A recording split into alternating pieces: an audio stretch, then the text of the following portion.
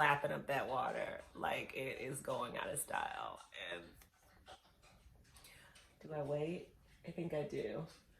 I think it only makes sense that my fur babies be in this video. So it has taken me a long time to do a wrap up for the 365. For real, dude. It's taken me a long time to do a wrap up video for the 365 challenge. Okay, I will move this. I'm so sorry, guys. My animals are such divas. Sit. Sit, sit, girl. Sit.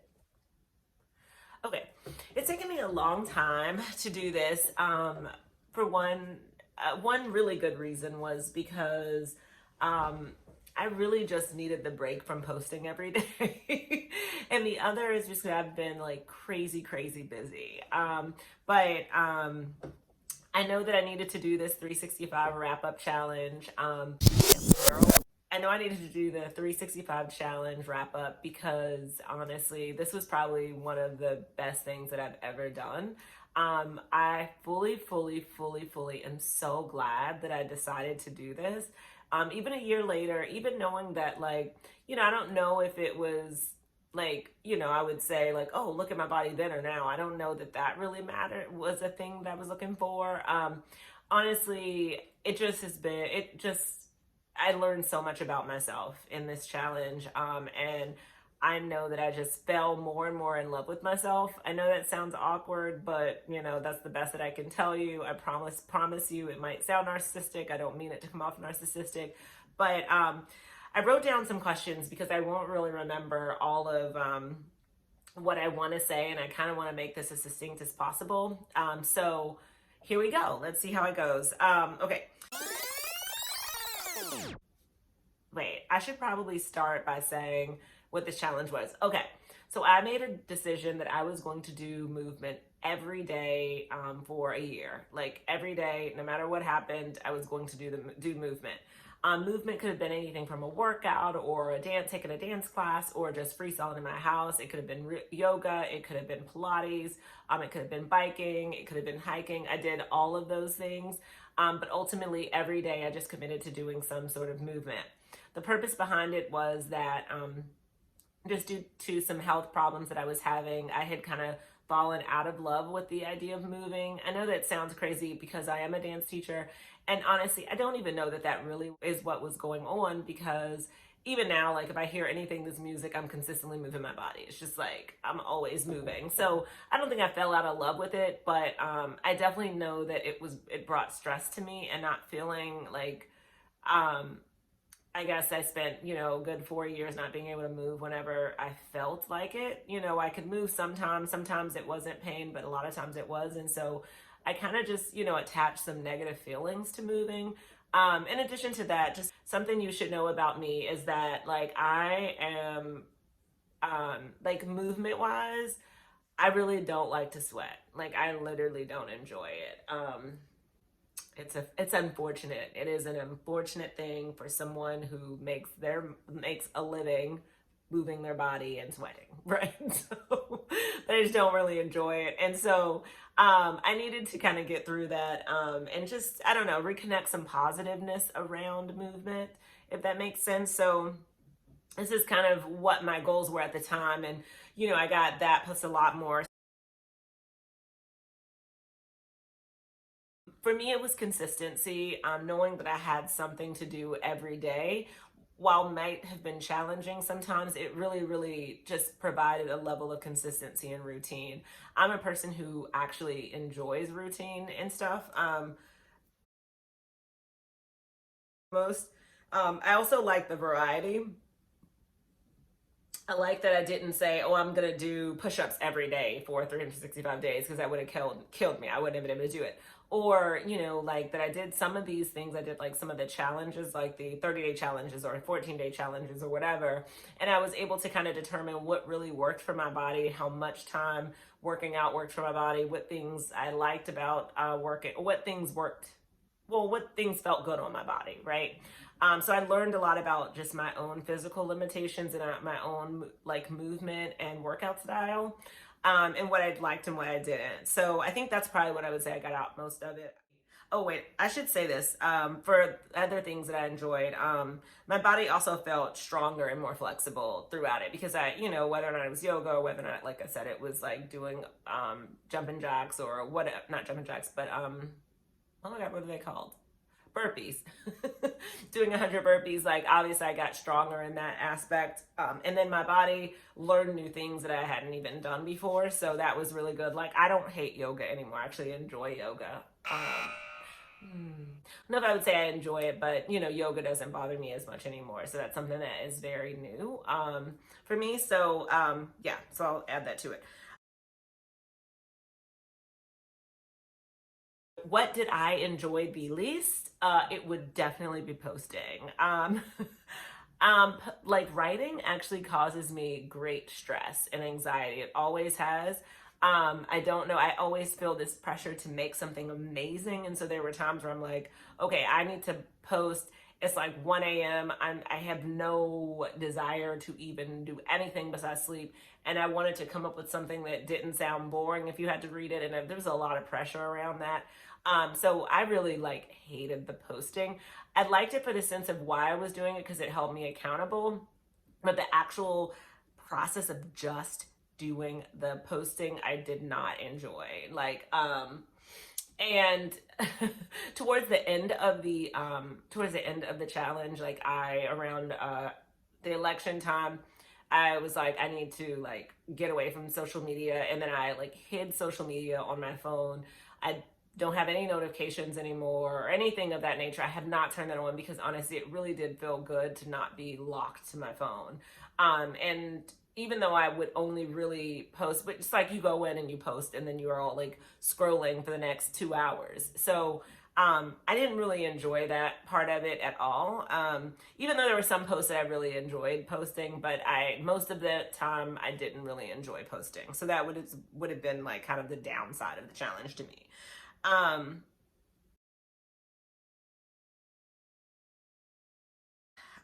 it was definitely any time that I posted with my daughter. Like I really, really enjoyed that. I know that, I mean, it only happened a couple of times, but I really, really just enjoyed working out with her. It reminded me of myself. Like what I remember the first time I remember working out was with my mom. She was doing like calisthenics or something like that. And I must have been about 3 or 4, but I remember it so well. Like we were doing the egg and I remember us rolling up and me trying to get up and her doing it really well. And it just reminded me of that. Although my daughter's not a little girl, like it just still was really great to kind of spend time with her. Actually, any challenge that involved other people was actually really fun for me.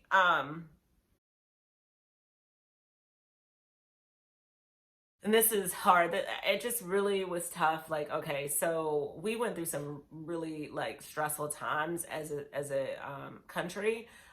From June 2nd, like around the end of May, early June, right? Became all of the George Floyd thing, and it just it was very hard for me to not feel like what I was doing was stupid or like a waste of time because there's all of these serious things going on. Having a post around the time of the election was hard because I was literally just like, I couldn't face the reality that, this country might be in another 4 years of crapness. And that's honestly, I really didn't know what would happen. And so it just, that it's just been, I think, also like I started teaching and realizing I had to teach online, teach in person, and there was a lot of stress and anxiety around that. There's still a lot of stress and anxiety around teaching in person, and now this whole like vaccine pressure, like it's just a lot. And trying to think about, okay, well, you need to post tonight, and I'm like, people don't want to see this tonight, like that was really tough for me. I don't know, I felt like that by doing that, I don't know, I felt bad. Like I felt like I was like ignoring serious issues. And I don't know, there was just a weirdness about that to me that I really just didn't enjoy. So I think, if it wasn't a challenge and I just every day I would work out, I probably would have skipped on those days. Or if I would have done it, I just wouldn't have posted about it because, I don't know, I just felt a weirdness about that.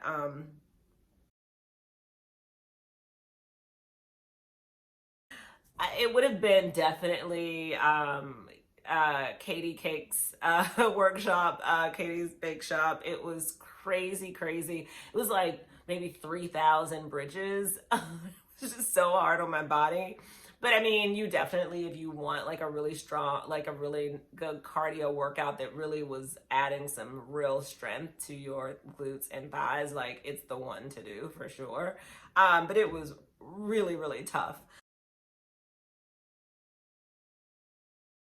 For me, it was like being able to freestyle on camera and being okay with the fact that I knew that people would judge me, and that's okay. Like, I'm not perfect as a freestyle dancer, but like, honestly, like, I'm a teacher who teaches this idea of you don't have to be perfect, but you do have to do your best. And I don't know, I was just proud of myself for putting it out there and not worrying about what people said about it, because that's not why you don't freestyle so that people can say it's great. You freestyle because it feels good to you. And so I was proud of myself for doing that. And then the hiking, obviously, I had like been avoiding the Billy Goat Trail. I think it's Trail A, right? Yeah, the hard one is Trail A. But like, I've been avoiding it for, I don't know, 5 or 6 years at my school. And I was glad that I did it. I also actually completely did it solo. So even though I was like, never again, I don't see myself doing that again, unless I have some serious, serious hiking wear. And also like can go with people who can catch me if I fall, like type of a situation. But I was really proud of myself for doing that. I'm so much stronger than I think I am. This challenge was not easy. There's just no way around it. I even for me, like I was very committed to the idea that I wasn't going to do anything that didn't feel good on my body. I wasn't going to do anything that was just doing stuff just to do it. Like while I like a really good workout, and I'm good. I can do a really good workout. Like, I didn't want this to turn into, if you don't do this, you're gonna be fat or whatever it is. Like I just didn't want it to be that pressure. I needed this to be about me enjoying movement. That was it. And like, let me tell you, as somebody who spent most of their lives like defining themselves by, what their body looks like, I've had body image issues my entire life. Um, and knowing that I was working out, but I wasn't doing anything that was impressive some days, or I wasn't doing something that was making my body look this or this or this, or even getting on camera and knowing that like I'm like I got on shorts, all types of cellulitis happening, but still doing it. Like, I mean, it was a lot of emotional, a big emotional push for me, like big. And so I'm thinking that's just what I learned. It's just I'm extremely strong, not just physically strong, but emotionally stronger than I think. And so I'm really happy about that. I also, through this challenge, I went through some other just off camera stuff, and just learned a lot about myself in there, through some therapy, like I did some therapy sessions. And that was really helpful, kind of just learning to take stuff that had happened in my past and use it as a way to like be a more effective and better version of myself, like and do all this and still work out and still do these challenges right after it, and still do them on days where I'm just like all I want to do is cry because I had just like such a hard therapy session, and then I still was able to get out and do it. Like, it just reminded me that I am stronger than I think, and I feel proud of that. So, and oh, and this was a good one, and this kind of just relates to what I said before. I learned to work out not because I hate my body, but because I love myself. I've been dealing with this one in my head a lot, and how to think about this, because I will say, since the beginning of the year, like I, worked out, a few times a week since then. I actually am teaching more than I probably want to be honest, at this point. So I'm getting a lot of physical activity, but allowing myself to say, okay, you worked out. Because the first couple of days I was like, I feel like I have to. Like, I feel like I have to work out, right? Um, and that's what I want to get away from. Like, I want to get away from the should. And I think that was kind of what was conflicting about this challenge, is sort of like, I didn't want it to be so much of you have to do this to feel good about yourself. which is why it was very important for me to say, no, I mean, I'd have friends that invited me and like, oh, you should do this hour-long class. Number one, I've learned about myself. 30 minutes is my max for a workout. It is my max, and I'm okay with that. I don't feel bad about it. I don't feel like, oh, I'm not good at working out. I don't give a shit, excuse my language, but I don't care. This is what feels good to me. So, and sometimes it's a 30-minute before bed exercises, chill, and that's cool too. Like I am at this space, and this has helped me get to this space where I am not working out for other people. This is about me. And I want to feel good in my body. If my body needs a relaxing yoga session, that's what it needs. If my body needs like a really high intense cardio session, that's what it needs. But I'm trying to be like, people use the word intuitive eating. I want to be an intuitive worker-outer, if that makes sense, where I just kind of say, what does my body need today, and give it that information. And one day my body doesn't need anything that day, I'm not going to give it anything, and that's cool too. And so I think, whereas it's, again, you take a challenge to say you have to work out every day. I don't know what exactly, I haven't made that connection as to why I was able to feel better about it now, even though, like I said, there are some times where I'm just like, oh, I need to get up or whatever. Like, I feel like now I'm getting out of shape because I didn't do blah, blah, blah. But ultimately, I'm doing what I need to do. And there's so much power in that. The last thing that I want to say, that I got from this, and I had no idea. Number one, I don't know if you guys have done this, but like, if you hear yourself recording, like if you hear a recording of yourself, like I've hated my voice since I can remember. I used to say like I sound like Gary Coleman on Different Strokes. Like I literally don't sound like Gary Coleman, but like that's what I thought. So I really, really hated this idea of hearing my voice. And one thing that this did for me is made me more confident putting my voice out there. Like I feel like now when I'm in a meeting or whatever and I need to like speak, I'm going to say what's on my mind. Number one, I am a kind person. I'm never going to say anything that's rude to anyone. I'm going to say never, but I don't generally say things that are rude to someone. More than likely, it's sort of like this is in my head. I'm letting it come out of my mouth more. And I really do believe this had to do with the challenge, just being okay with like, this is my voice. And I listened to my voice and I saw myself 365 days, and every day I felt proud of myself. There was never a day. And honestly, like there were some pictures that I'd take and be like, oh, this is cute. Let me find the cutest version of this, right? But like, honestly, like there are days where I'm just like, oh, maybe I probably could have combed my hair that day. But honestly, I loved the fact that I was doing it. And so it's just, it helps me it helped me be more confident. And as a result of this, I made the decision to start 2 podcasts. And I'm really excited about them because, I listened to myself for 365 days, and there are people who were following my journey and they didn't get sick of hearing my voice. So maybe other people won't get sick of hearing it because I know that I have stuff to say. And ultimately, I don't know. I just would say pride. I just feel very proud of myself. I'm so glad that I did this. This is a very long video. I'm so sorry that you listened to this whole thing. If it's something that that you want to fall in love with and you just feeling out of it, it can be good to just kind of allow yourself to do it in a way that is like low stakes, right? This was low stakes for me. It was like, do something every day. I shot for about 15 to 20 minutes of something, right? Some days I made 8 minutes. Some days I made 40 minutes, but realistically, that's what I shot for. Some days I made an hour and a half or 2 hours. But ultimately, if you choose to do something like this, I think it's important to be compassionate with yourself. I think it's important to be realistic with yourself. And I think it's important to make sure whatever goals and metrics you set about it, it's about you. That is a hard one because if you do a workout challenge, you're going to think about results, right? And so we've been conditioned to do that. And so I would say, don't think about it in that sense. That's not why I want to be working out anymore. It's not for results. It's for the fact that I want to my body to feel good, right? And so I'm not going to do anything that doesn't. And I would encourage people to do the same. The other thing that if you start doing this, one thing that will make life easier for you, I'll give it to you now so that you know, if you have like a list of things to do, it'll make your life easier. There some days I would spend an hour or 2 hours trying to look for a video, and it just was a waste of time.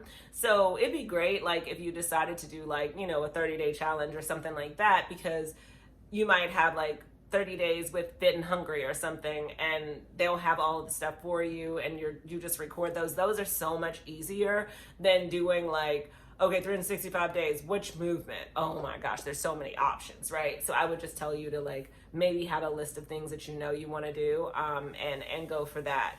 But outside of that, I couldn't recommend this enough. If you have any questions, please let me know. But I really hope you enjoyed watching this video. And thank you so much for following me on this journey. And I don't know what I'm gonna do next, other than, like I said, I'll link to my different channels. Like I have a YouTube channel that kind of promotes my podcast, and then one of my podcasts is already out. The other one is I'm about to release a trailer in the next couple of weeks. So I'll definitely let you guys know about that once that's released. But ultimately, I hope to see you around the social sphere. And thank you so much again for joining me and supporting me through this challenge. Appreciate it.